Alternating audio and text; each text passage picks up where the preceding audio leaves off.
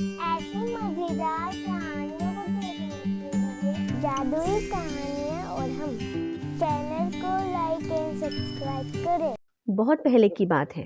एक गांव में दो दोस्त सहदेव और बलदेव रहते थे।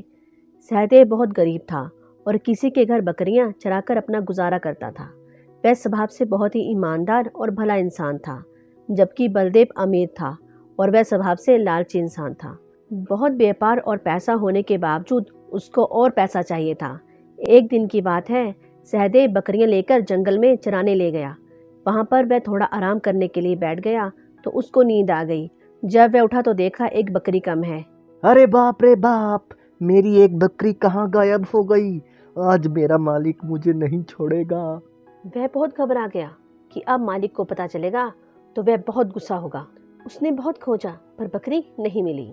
शाम होने वाली है, मैं पहले इन सभी बकरियों को घर छोड़ाता हूँ, उसके बाद दोबारा आकर उस बकरी को ढूंढता हूँ। उसने ऐसा ही किया। वह बाकी सभी बकरियों को छोड़कर उस बकरी को ढूंढने आ गया। वह बकरी को ढूंढते ढूंढते आगे निकल गया। वहां पर उसको एक बूढ़ा व्यक्ति बैठा हुआ नजर आया। सहदेव ने बाबा से पूछा। बाबा, क्या आपने मेरी बकरी को देखा है?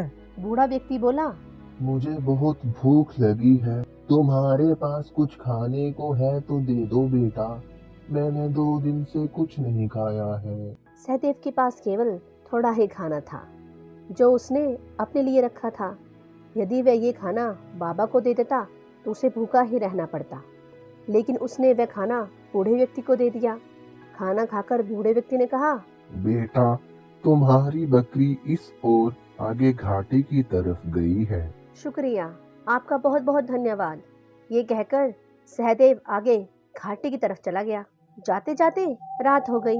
हे भगवान, रात हो चुकी है और मेरी बकरी का कोई अता पता भी नहीं है। सहदेव को एक गुफा नजर आई। आज रात मैं इसी गुफा में गुजार लेता हूँ।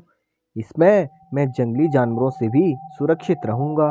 वह उस गुफा में चला गया। वह सोने लगा, लेकिन भूख के कारण उसको नींद भी नहीं आ रही थी। उसने बोला, काश मेरे पास खाना होता।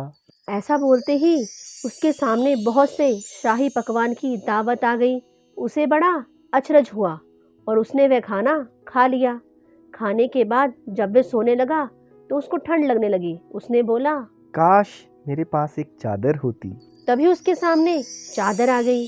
अब वह समझ गया कि ये गुफा जादुई है। उसके बाद वह सो गया। सुबह उठने के बाद उसने बोला, काश मेरी बकरी मुझे मिल जाए।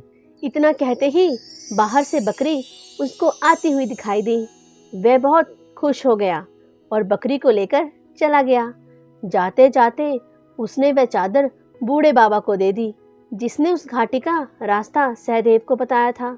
अरे सहदेव, कल कहाँ गायब था? मुझे तो दिखा ही नहीं। अरे मित्र, क्या बताऊं, मेरी एक बकरी खो गई थी। सहदेव ने सारी बात बलदेव को बताई। सारी बात जानकर बलदेव ने सोचा, अरे ये सहदेव कितना मूर्ख है, जो ऐसी जादुई गुफा से केवल बकरी मांग कर आ गया। वह गुफा तो सोने की खान है। उसने उस गुफा में जाने की सोची। उसने सहदेव से सारा रास्ता जाना और गुफा के लिए चल पड़ा। गुफा की तरफ जाते समय उसको वही बूढ़ा नजर आया। बलदेव ने बूढ़े व्यक्ति से गुफा का रास्ता पूछा। अरे बुढ़ऊ, यहाँ सुना है कोई गुफा है, मुझे वहाँ का रास्ता बताओ जरा। बाबा ने उसे खाने को मांगा तो बलदेव बोला, अरे बुढ़ऊ, यदि ये खाना मैं तुझे दे दूंगा तो मैं क्या खाऊंगा, घास फूस? माफ करना, मेरे पास कोई खाना वाना नहीं है। उसके पूछने पर बाबा ने बलदेव को गुफा का रास्ता बता दिया। घाटी पहुंचकर जब उसने गुफा देखी तो वह बहुत खुश हो गया। वह जल्दी से उस गुफा के अंदर चला गया और गुफा से बोला, मुझे इतना खजाना दो कि जिससे मैं जिंदगी भर भी ना गिन सकूं। पहले तो कुछ नहीं हुआ, लेकिन कुछ समय के बाद उसके सामने खजाना आने लगा और वह बहुत खुश हो गया। मैं अमीर बन गया। अब मेरे पास इतना सोना होगा कि मैं सारी दुनिया पर राज करूंगा। धीरे धीरे वह खजाना बढ़ता ही जा रहा था। बलदेव खजाने को गिनने में लग गया।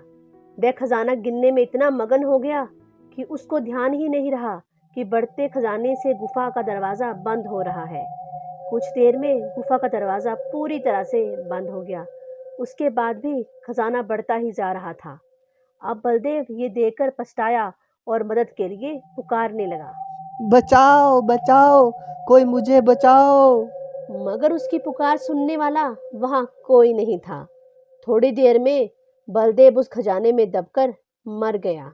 इसलिए दोस्तों, इस कहानी से हमें ये शिक्षा मिलती है कि हमें कभी भी लालच नहीं करना चाहिए। लालच एक बुरी बला है। जिस तरह बलदेव ने खजाने का लालच किया और अपनी जान से हाथ धो बैठा।